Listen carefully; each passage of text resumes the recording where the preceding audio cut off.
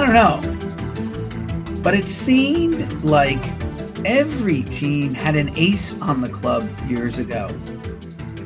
Today, it appears pitching staffs look more like 7 of diamonds, 4 of hearts, 2 of clubs, 3 of diamonds. Yeah, that's how it looks today. This is Will O'Toole for Park Ridge Sports History, welcoming you to another edition. This week, as promised, and I still haven't forgotten about the other one with the World Series, the last out, who recorded the last pitch, or who was the pitcher on the mound for the last out in each World Series. And of course, I featured a couple of World Series with the Yankees and the Mets. But this is something that I was thinking about last week and did the research on. And it all evolves from watching Fergie Jenkins appear on an episode of Major League Baseball Network, in which he was talking about some of his great classic matchups between Bob Gibson and himself. So I got to doing some research just to see how many times, let's say, Bob Gibson and Ferguson Jenkins met head-to-head in a baseball game, or how many times. And then it kind of led me to other baseball aces of the 60s and the 70s and even the 80s. I'm talking about Seaver, Jim Palmer. I have something on statistics with him as well. And, of course, Juan Marichal. And it really is surprising not how many times, let's say, Gibson and Ferguson Jenkins went head-to-head in a baseball game, but how few times the aces of the staffs actually met in games. And I do have a theory with that, and I'll share it as I go on. But this all led me to another thing. Earl Weaver, and as many of you people will know, that I think he's a fantastic manager. Maybe not so much from the fact that, yes, he only won 1 World Series, beating my beloved Reds in 1970. But the fact that he really did study early on, much like Ted Williams in his approach to hitting, keeping a card catalog on how he did against specific pitchers and the types of pitches they threw, etc. That was the splendid Splinter. But Weaver obviously kept index cards on each of his players' performance against other teams and vice versa. And I was just looking up, but I did have a book that was written, I believe, by Terry Pluto called Weaver on Strategy. I still have it in my collection of baseball books, which I never get rid of. That also contains the Bill James baseball analytics, or baseball abstracts, of the early 80s, which are really great fun, quite an education, because James combines both his analytics and his love for the sport of baseball, but also history of the teams, of the players, and personal essays on those specific teams from each year. Anyway, I do remember that Weaver used to say that probably the most important thing a manager can do is really managing his pitching staff. And I do recall reading, whether it was for an upcoming series or basically for the month or the season, but once you got the pitching staff and the pitchers aligned, then you could take the other steps necessary to win during the season. And it got me thinking about a particular player because they had such a great rivalry, and that was Jim Palmer. But prior to this, so now I'm looking up the quote about Earl Weaver, and it leads me to another thing. And there is an article by the editor of Baseball Prospectus, which has kind of taken over the role where Bill James has left off. And usually they produce an annual. They do have a website.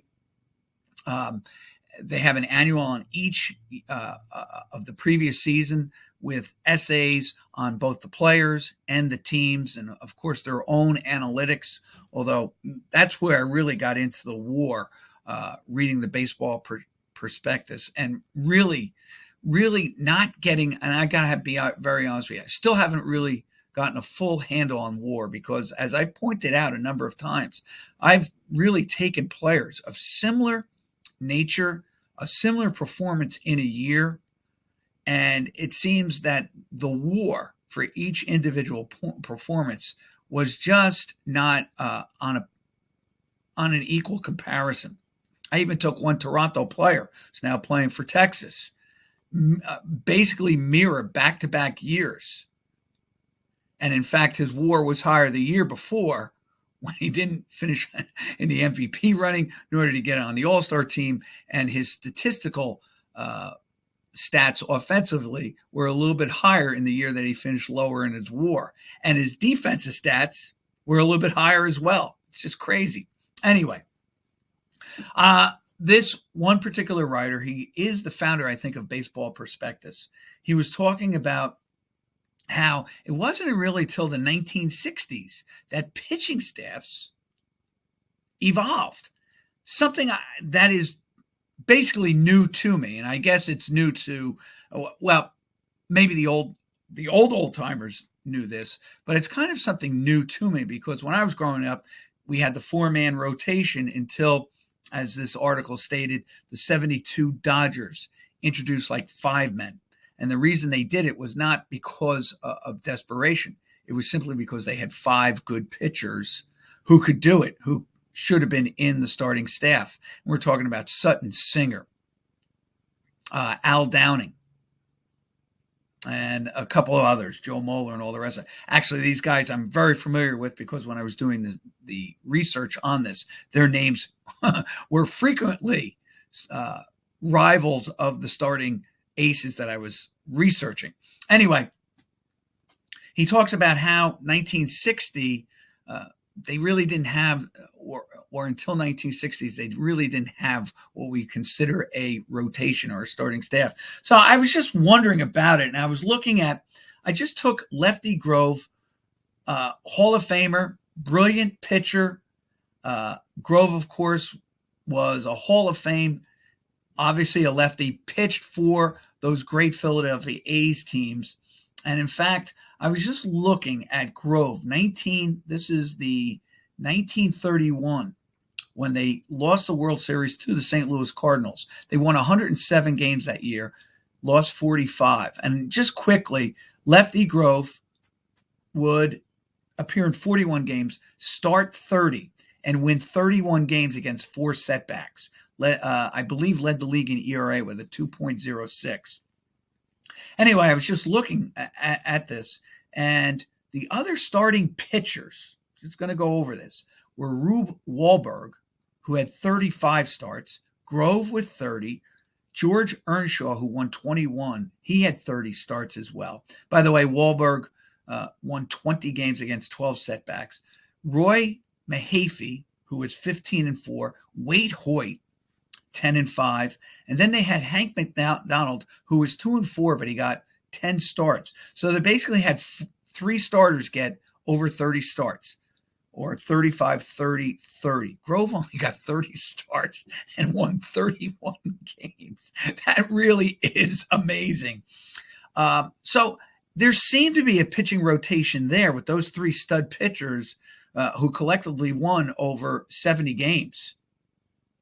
And then you had the rest who got a total of 44 games started on a team that won 107 games. And those 3 guys put together a 27-13 record. Not bad. All right. And then you had other pitchers on the staff. They basically only went with 11 pitchers that year. So my whole point is this. So it seemed like you had a rotation of at least 3 guys getting 30 starts. That's 90 of 154 games. And the other guy, Roy Mahaffey, getting 20. Then I was thinking, okay, what about the 1953 Milwaukee Braves? Because as I remember them, I always remember the Spahn and Sane of 1948. Sane, of course, wasn't on this team, but Warren Spahn, who I consider probably his finest year, won 23 games, only lost 7, had a 2.10 ERA.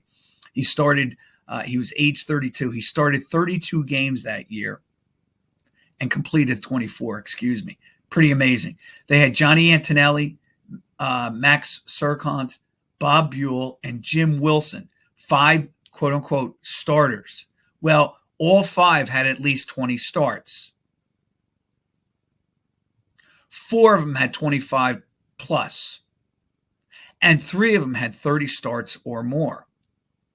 So even though I agree, well, just for the sake of, I am sure that the writer did his research on it, there still seems to be remnants of quote unquote some sort of pecking order. Obviously, where you have an ace of a staff in this respect, it's with Spahn with the Braves, and of course Lefty Grove with the Philadelphia A's. And then there seems to be, a level. You have your ace, you have your second best, your third, and then maybe your fourth is cobbling together the guy who's hottest, the guy who's healthiest, or whether the guy is a lefty and he's going against a predominantly lefty batting order, or a righty going against a predominantly righty order. So the Braves, who won actually in 1953, they didn't win the pennant, but they did win 92 games.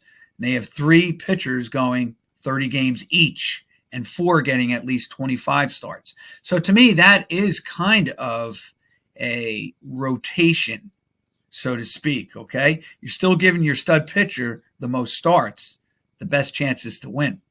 Anyway, that might be for another show, for another day. But I just figured I'd introduce it only because as I was going to air right now, I noticed that, and I thought, ooh, that's kind of interesting. But it does seem that baseball has had a somewhat formal, informal, formal pitching rotation, especially when you want to get your best against their best. Now, reason I am saying this, and I'm going to show you some of the guys we're going to talk about. Ferguson Jenkins, of course, was the one who kind of gave me this idea. Well, I was looking at Jenkins, and here's the wild thing. Jenkins, of course, won 284 games in his illustrious career. And believe me, it was an illustrious career. I'm just getting him up. I use Baseball Reference, of course, as my go-to website. He had an 84.1 WAR, which is pretty high considering the 70s pitchers. He's 284 and 226 lifetime with a 334 ERA. Now, don't let that 334 ERA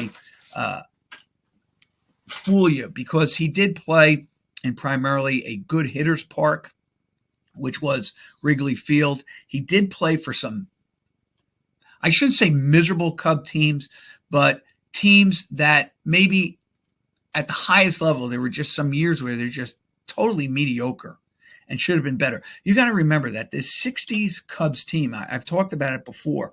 At one point, they had Ron Santo, Hall of Famer, Billy Williams, Hall of Famer, Ernie Banks, Hall of Famer, and Ferguson Jenkins, Hall of Famer, really on their bench, in their locker room, on their team.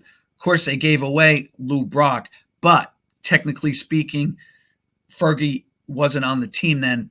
They had gotten rid of Brock in 64, and who knows where the Cubs would have been had they kept him. Instead, they turned and got from St. Louis Ernie Broglio. But I think you know where I'm going. And I actually think I made it a point to say this. I think the Cubs, from what I've looked at, are probably the team with the most future Hall of Famers that never even smelled postseason, let alone win a pennant. Even the Giants, who had Perry and Marichal, we'll get into him, Mays, McCovey, and Cepeda, at least they won the 62 pennant for the Giants and went to a dramatic 7th game against the Yankees. So they do have that, on their resume. But here's the point. So I'm looking up Ferguson Jenkins. And believe me, when I actually did this one time before, remember back in Labor Day weekend, I think a couple of years ago, actually it might have been last Labor Day, I was talking about, I did the whole thing of Tom Seaver. No, I think it was 2 years ago, in honor of Seaver's great career, because he had passed, I do believe, in 2020. Anyway, I did the whole thing with Seaver, and I had said how many times he actually faced Steve Carlton. And it seemed to be the only guy that he really faced. Well, speaking of which, before I get to the Gibson battles, Seaver and Jenkins only met twice. and they split, going 1-1. Against Bob Gibson, Ferguson Jenkins, let me get a picture of this. They were, look at this, 68 strikeout leaders, Ferguson Jenkins and stuff. Ferguson Jenkins and Gibson met 8 times, with Jenkins winning 3 of the 5 battles. Now, look, I didn't include the no decisions like I did with Seaver. I didn't include those. I just did the records. And the reason being is that if there's no decision, and I was looking about this, it didn't really matter who came out on top. I could, I guess, give you, did the Cubs win in extra innings and Gibson was on the mound and Jenkins was on the mound? I didn't do that. I just did head-to-head. It was some classic battles that Gibson and Jenkins had. Overall, ready for this? Jenkins faced, and I only did this as a total. I only took the Hall of Fame pitchers that all of the pitchers I researched faced. Gibson, he faced 8 times, Jenkins. He faced Seaver twice. Marichal, he faced 5 times, one of my other subjects for today. Steve Carlton, he faced 4 times. He was 3-1 against Carlton. Phil Niekro, 2-3. Jim Bunning, 3-0. Drysdale, 0-2. Gaylord Perry, 3-2. All right. When Don Sutton, who is also kind of featured as one of those guys, 1-1. Jim Palmer, 4-1. Nolan Ryan, he only faced twice, goes 1-1. Jim Cott, of course, 2-0. He was a recent selection to the Hall of Fame, and justifiably so. Catfish Hunter, 1-2. Bert Blyleven, 0-2. Jack Morris, 0-1, and Dennis Eckersley, when he was a starting pitcher, he beat him when he was in Cleveland, 0-1. His total record against Hall of Fame pitchers, 31-28. Actually, ready for this? Of the pitchers that I did research, it seems like Jenkins, 14.3% of his decisions came against Hall of Fame pitchers. So out of his 284 wins, 31 of them were against Hall of Fame pitchers. And 226 losses, 28 of them against Hall of Fame pitchers. 31-28 is not a bad record against guys who are of your equal or sometimes superior. Being kind of prejudiced, I would say that his battles with Gibson and Seaver, he went 6-4 against those two. And I do believe they were probably, wow, I'm going to get a lot of Carlton fans here too. All right, I'm going to say Gibson, Seaver. Well, no, I'm going to get a lot of people against this. I'm going to say this. Seaver and Carlton were probably the 2 best pitchers in the 70s in the National League. Now, I kind of get away with that because both of them played from 70 to 79 in the National League. Jenkins goes to the American League after the 74 season, goes to the Rangers, and almost, finished except for his last year with the Cubs, plays the next 5 years or 6 years in the American League. Bob Gibson, unfortunately, retired after, I believe, the 75 season. Okay, so really, when I think about it, the 2 best pitchers in the National League, Jenkins went 4-2. That's not too bad. And you can't say, hey, listen, those Philly teams that Carlton is traded to, yeah, they have some bad years, 72, 73. They're growing in 74. By 76, they're winning the National League East. And then by 80, they're winning their first championship. So they're a good franchise. And those Seaver teams, we've gone over this from really 69 to about 73. Those Met teams were pretty good. And I talked about how in 72, if you took the first half of 72 and attached it to the second half of 73, when the Mets rally and come from nowhere to win the National League pennant, that Met team won 87 games if you put those two together. Why I take out the other 2 parts? Because at the end of 72 and the very start of 73, that team was ravaged by injuries. Now, I know I can say that for a lot of clubs. I'm just using them just to give you just an idea that 73 team wasn't as bad as, we look at, yes, the lowest winning percentage. I get all that. Only one starter had a winning record, that's Cy Young winner, Seaver. But nonetheless, they weren't a bad team with two other good pitchers in the rotation, John Matlack and Jerry Koosman, who unfortunately the Mets, they got rid of all three. All right. So here is Jenkins, 31-28. So then I said to myself, all right, this is where Jim Palmer comes into the whole thing. What about Jim Palmer? And I hope I have his picture here. And, yep, here it is. And I apologize. There still has that little fencing on it. But one thing I remember about Jim Palmer, and that is, man, he was a consistent pitcher and a better pitcher than I have given him credit for in my ignorant ways. He does miss a couple of seasons with some injuries. 1966. Now, I was just looking under, I did all of his career, but I was just looking basically under Weaver. I was looking to see whether Weaver saved him for certain pitchers on other teams. Did he, in fact, send him up against the ace of the other staff? Now, remember, Weaver had three really good pitchers in the 70s. He had Cuellar, McNally, and he had Palmer. And he basically had them for 70, 71, 72, 73. Does lose McNally through free agency. Remember the court ruling that granted him free agency.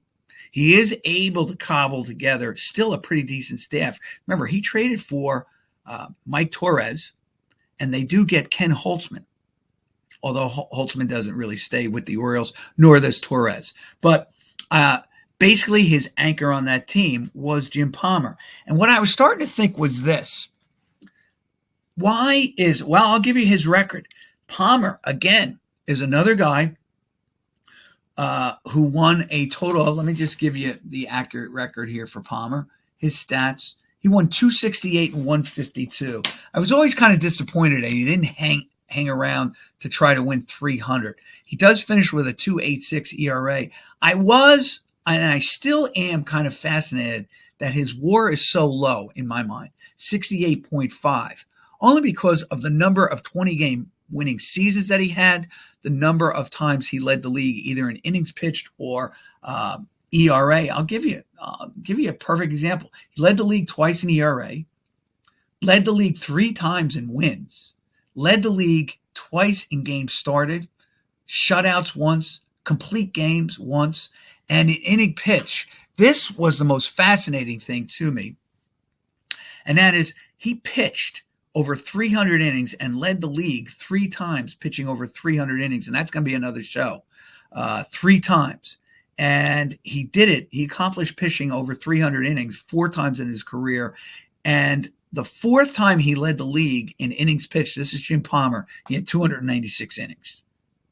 So he averaged out, if you take a look of the years that he led in innings pitched, over 300 innings. Pretty fascinating for a guy who was, and I was one of his critics, saying that he just goes into the 6th or 7th inning, waits for Weaver to take him out with, let's say, a 3-2 or a 4-2 lead, and then gets the win. I apologize, because obviously, statistically speaking, he really wasn't like that. It was just a perception.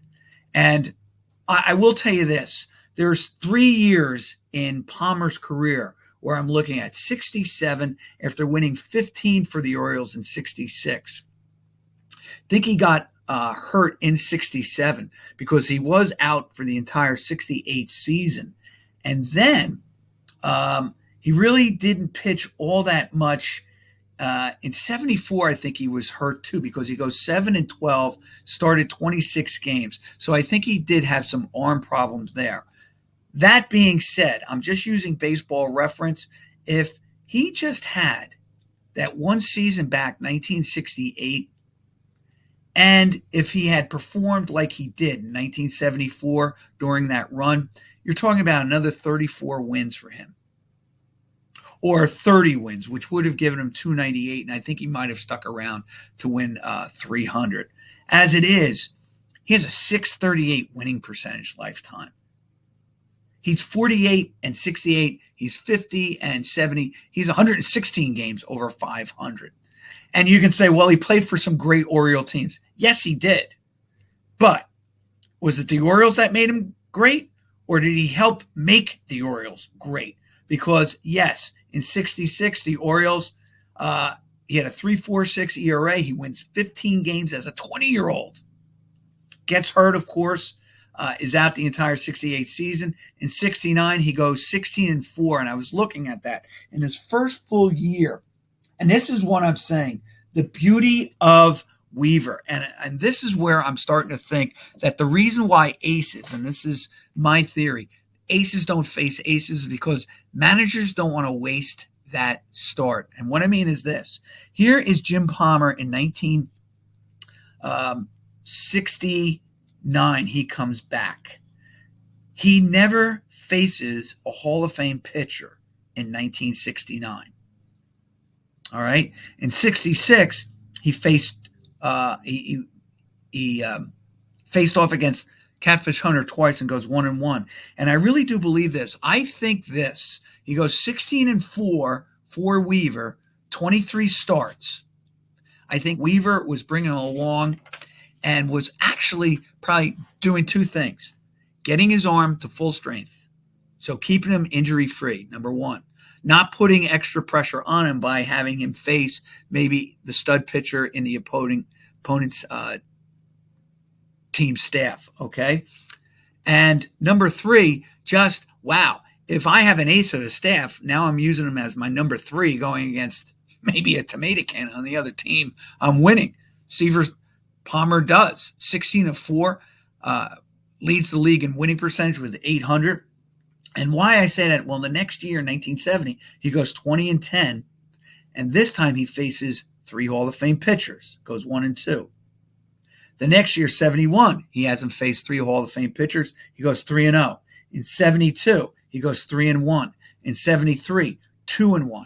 His worst year, probably in baseball, even though he had 3.27 ERA, is 1974. He's 7-12. He lost all 5 of his matchups against Hall of Fame pitchers. Ready? Gaylord Perry lost to twice. He lost to Fergie Jenkins twice. And he lost to Burt Blyleven once. So he goes 0-5. You know, when you think about it, you take out those 5, now he's a 500 pitcher.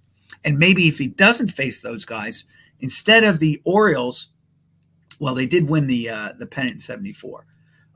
Maybe he goes 12-7 instead of 7-12. So we don't know. It's just an interesting concept. His next year, he faced, again, 3-4 Hall of Fame pitchers and goes 1-1, 2-1, 2-2. All right. Overall in his career, ready for this? Jim Palmer goes 23-19, 20-18 under Earl Weaver. So again, here's another guy. Only 38 of his, I'm going to say roughly 430 decisions are against Hall of Fame pitchers. And I'm starting to realize, I know there's a number of reasons why the aces don't square off as much as we think they do. And I think the reason why we think they do is because come postseason, you have your number one hooking up with number one, simply because, and I think managers are afraid of this, rather than say, look, let me give them 1 win, I'll take 1 win. They'd rather say, at least if I start him in 1, I'll get him for 1, 3, and 7. I'll get him for 3 starts. If I started him in 2, I may not get him for that second or third start in a series. I really do believe managers think this way. Could be wrong. But I also think this. I know weather has something to do with it, obviously. Injuries have something to do with it. The schedule itself has enormous impact on a staff. Plus, now with the staffs basically expanding from used to be what I was growing up with, 4, and then eventually going to 5. Sometimes now you're using 6. So it's very rare. And even something that Tampa Bay has been doing, that I've been doing, that I've been really pushing is just throw the whole team out there every night. So you don't really have, quote unquote, an ace of a staff. I also think weather, injuries, the health of your team.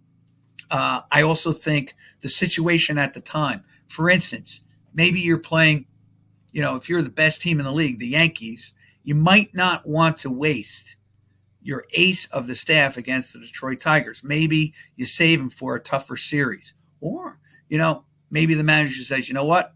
Let's just make waste of this team. I'll put my 2 aces in there or my 2 best starters in there and win 2 of the 3 games.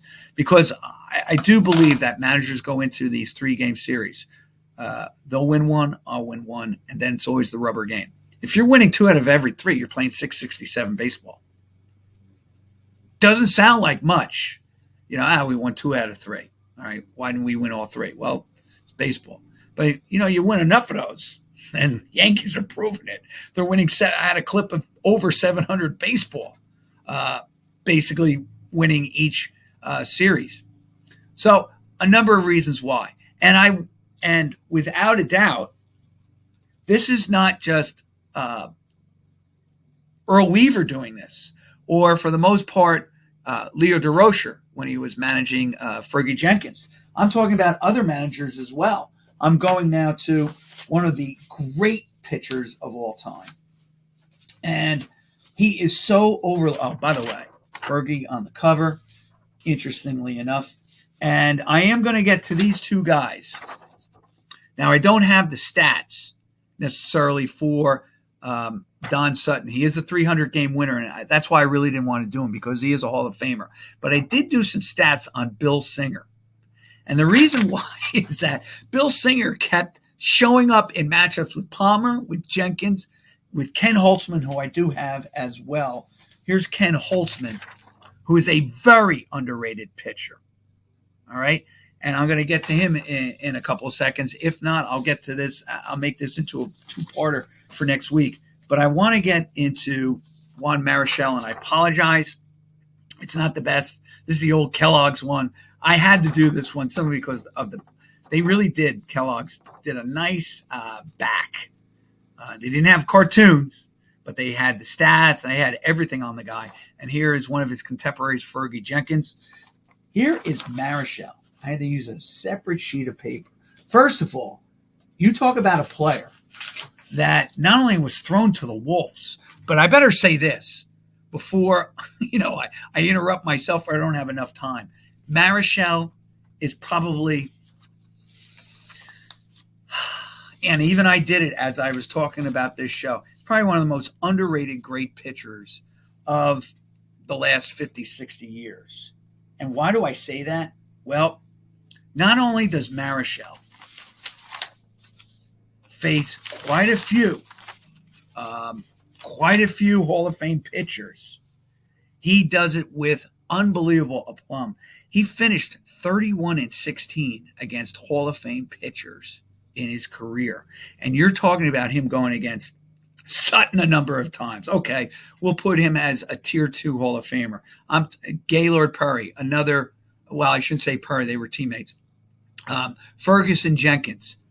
I would, well, from contemporary times, you have to put Jenkins up there with Gibson and Seaver and Carlton. All right. But he also went against the great Warren Spahn.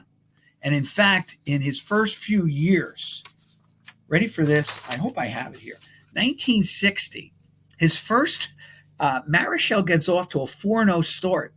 In those 4 starts, he beats in back-to-back games Warren Spahn 3-2 and Bob Gibson 7-3 in 1960. Okay, so he's 2-0. The next year, he goes 13-10. He goes 1-2 against Hall of Fame pitchers. He loses in a walk-off game against Sandy Koufax. Ready for this? Koufax pitched 9, gave up 3 runs. Juan Marichal pitched 8 innings, gave up 3 runs, and lost the ball game. They both gave up home runs in the contest. Then again, in back-to-back contests, he beats Warren Spahn. The only guy he had trouble or difficulty beating in his first few years was Jim O'Toole of the Cincinnati Reds. He lost to O'Toole in two of the first three matchups that they faced. And O'Toole was a pretty decent pitcher. Won 19 games in 61. So you're talking about a pitcher at the height of his career. In 62, he goes 2-1. In 63, he goes 2-3. And actually, boom, boom, boom, boom. Actually, I have to correct myself. He actually goes 35-14. 35-14 against Hall of Fame pitchers. Probably his best year in his career, and also his best matchup year against Hall of Fame pitchers. Ready for this? 1968. He's sent to the mound and goes 26-9 and has one no decision. So he has 36 starts. In those 36 starts, 25% of them are against Hall of Fame pitchers, and he goes 7-2 against them. Juan Marichal. All right. He beat Bunning. He beat Carlton. He beat Sutton. He beat Bunning again. He does lose to Sutton. He lost to Gibson, beats Carlton again, beats Drysdale. All right. I think he goes 2-1, 3-0 against Carlton that year. And he goes 7-2 overall, losing only to Sutton. And of course, the great Bob Gibson, who was 22-9 that year and shouldn't have lost 9 games. And in fact, the game that he lost to Gibson, he lost 3-0. All right. I think in those 9 losses, that was another thing I talked about in a past episode about Gibson. I think in those 9 losses, he gave up, I think, 4 runs only twice. So he was losing the games 2-1 and 3-2 and 1-0. He was just phenomenal. And to lose to Gibson 3-0 in 69 and he in 68 was, listen, it was unbelievable. The guy who gave him the most trouble in 68, this is Juan Marichal, was Dave Justy, who I recall more as a relief pitcher for the Pittsburgh Pirates than as a starter for the Houston Astros. He beat him twice that year. Kind of funny, isn't it? And so some of the other great pitchers that he faced, I mean, Chris Short was a decent pitcher. Had a great season in 64. Rick Weiss, decent pitcher. Don Wilson, who could have been a really good pitcher. You know, those Astro teams at 71, they had Durker, they would have Jerry Royce, they would have Don Wilson. They had a formidable pitching staff if they had just that Astrodome really helped and hurt them in so many ways. Another good pitcher that he would face, well, he faced Wise a couple of times, was Ken Holtzman, who he beat, actually. Now, looking back, I just want to say this. So he goes in 66, 3-0, in 67, 4-3, 2-1. And even with the exception, and that was the exception, 1968 with Marichal, 26-9, with 9 of your starts coming against the ace of another team. As you can see, when I was totaling it up, 2-1, 0-2, 1-1, very rarely does the ace of one staff meet the ace of another. So then I was thinking, when I was doing all of this, I was thinking about a pitcher who I always thought was really good. And I would have taken him on my team. And in fact, the Oakland A's do. In 1971, they trade for him. And he's one of the reasons why the A's win so many World Series. And that is Ken Holtzman. And I wish I could find Ken Holtzman here. Holtzman was thrown basically to the wolves a number of times. And it actually came out quite well. Let me just see if I can get his picture one more time. I know I have it here. Here he is. Holtzman is kind of a strange career. Oh, by the way, here is Juan Marichal making. I had to show this picture. Please, I have to show this picture. Just a really, I think why Marichal, even I did it, and I apologize to the great Juan Marichal. I think of the great pitchers from the National League 60s as Gibson, Seaver, Carlton. What's missing there, at least from my, is you forget about the West Coast. And of course, pitching with the Giants on the West Coast, the scores would never come in.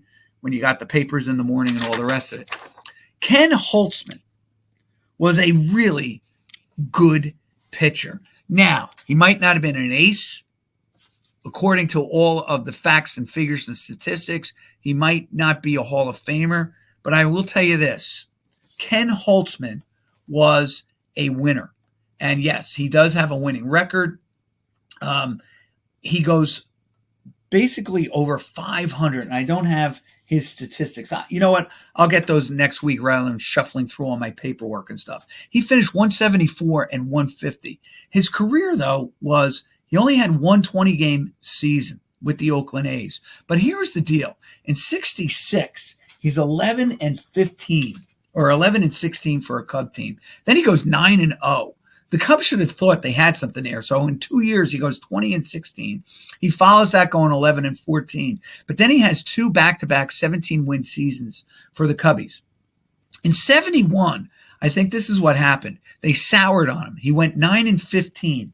But in that 71 season, if I can find it here, Holtzman in 71, please let me have this. He was 2-2 against Hall of Fame pitchers, bringing his record to that point to 19 and 13. He also pitched a no-hitter against the Cincinnati Reds, allowed 4 walks and there was 1 error, but he beat them in June.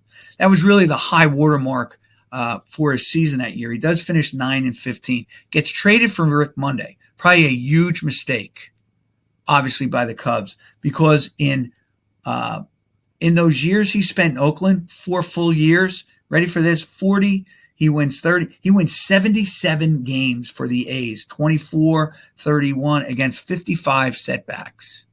And they win 3 World Series. And he has much to do with that. And of course, remember against the Mets in 73, had some big hits. They were using the DH, but not in the World Series, and had 2 doubles in one game against the New York Mets in the World Series. But Holtzman is one of those guys that I'm telling you right now, had he had a better end of his career, because he gets traded to Baltimore to the Yankees and wins from age 30 to age 33. He wins basically a total of 14, 16, I'm going to tell you about 22 games. And he's really never the same. And it's just a shame because I think had he had maybe where he won maybe 10, 12 games each year from, let's say, age 30 to age 33, 34, you might be talking about a guy with 225 wins. As it is, finished 24 games over 500. But he is one of was one of the great moves by the Oakland A's in the early 70s. And a guy who's really a better pitcher and a guy you want on your staff. Maybe not an ace, but definitely a guy you want on your staff. And we'll talk more about this next week. This is Will O'Toole for Park Ridge Sports History. Thanks very much for joining me. Really appreciate your time. I look forward to seeing you again. Bye now.